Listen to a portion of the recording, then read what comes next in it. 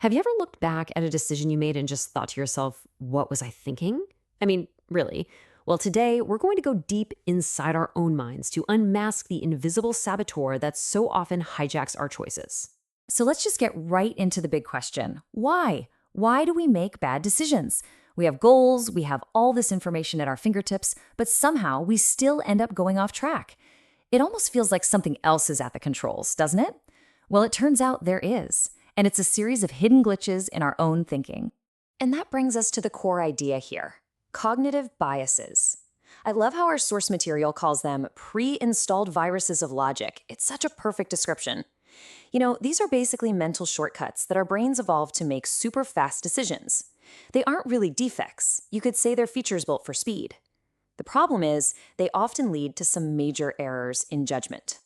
All right, so let's meet some of these glitches. Think of this next part as a kind of field guide to your brain's most common shortcuts. Because trust me, once you can put a name to them, you can start to spot them out in the wild and, more importantly, inside yourself. First up, we've got the heavyweight champion of all biases, confirmation bias. This is our brain's natural tendency to hunt for, interpret, and remember any information that backs up what we already think is true. And it's considered the most powerful and pervasive bias for a really simple reason. It just feels good to be right. And this is just so incredibly relevant right now. Just think about your social media feed. Those algorithms, they are literally designed to build echo chambers around you that do nothing but feed you more of what you already believe. Your feed isn't designed to show you what's true, it's designed to show you what you'll like, which just reinforces your existing views and makes them feel way more universal than they actually are. Okay, next up is a real mindbender, the Dunning-Kruger effect. This is that fascinating paradox where people with very little skill or knowledge in a specific area tend to dramatically overestimate how good they are. You see, the problem isn't just being ignorant, it's being ignorant of your own ignorance. You literally don't know enough to know what you don't know. And it creates this perfect contrast, right? On one side, you have low competence, which somehow leads to this incredibly high and totally unearned confidence. But on the other side, real expertise, deep knowledge that actually brings about a greater sense of intellectual modesty. The more you truly learn, the more you begin to see just how vast the landscape of what you don't know really is. Ah, the sunk cost fallacy. We have all been here.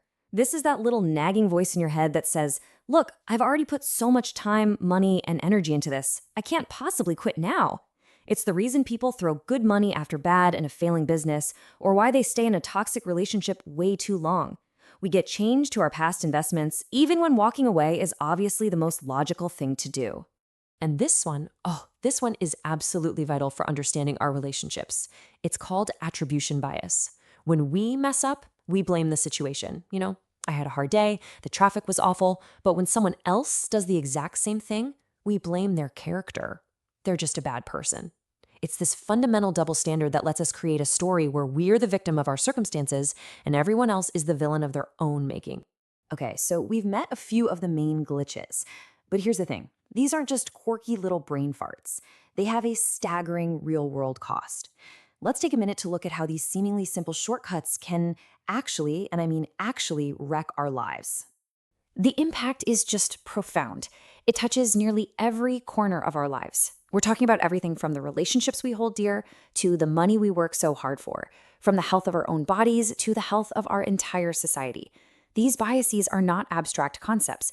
They're actively shaping our reality, and often it's for the worse. Let's just zoom in on that personal cost for a second. In our own lives, we can absolutely destroy a relationship simply because we misinterpret what our partner is trying to do. That attribution bias we just talked about, it leads to this vicious cycle of assuming the worst, which builds resentment, which slowly poisons the connections that matter the most to us. But here's the turning point.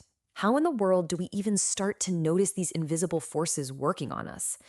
Well, the journey, according to our sources, often starts in a pretty painful place. Let's talk about the awakening.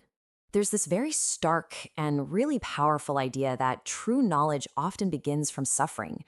It's the painful consequences of our biased decisions, the failed business, the broken heart, that finally force us to just stop, to look inward, and to ask, why? Why does this keep happening? And this journey, it usually follows a pretty clear path. First, we suffer the consequences of our choices. That pain then forces us to start asking those really big, fundamental questions about why things went so wrong. And that moment, right there, is when the real search for clarity, for lucidity, truly begins. So here's the most crucial point. We are not helpless here. Once we're aware that these glitches even exist, we can start to fight back. This final section is your toolkit for lucidity. These are the practical ways you can start to debug your own thinking. This brilliant idea comes from the Nobel Prize winner Daniel Kahneman. He suggested that we basically have two systems for thinking. System one is our autopilot. It's fast, it's emotional, and it's where all those pesky biases live. System two is our conscious, rational mind. It's slow, deliberate, and logical, but it takes effort. Our whole goal is to get better at knowing when to switch off that autopilot and consciously engage system two.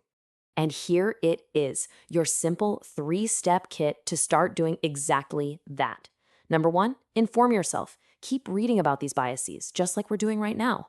Number 2, observe yourself. Start to notice your own thought patterns as they happen, without any judgment. And number 3, reflect. This is where you practice metacognition, which is just a fancy word for this simple, powerful act of thinking about your own thinking. And all of this, it really boils down to one incredibly profound idea captured perfectly by Carl Jung. Until you make the unconscious conscious, it will direct your life, and you will call it fate. The whole point of this exercise is to stop calling our own programming fate and to start making conscious, deliberate choices for ourselves. So that brings us to the end, but I want to leave you with one final thought, a challenge really, to take with you into your day. Now that you know the names of some of these glitches, which bias will you be the first to notice in yourself today?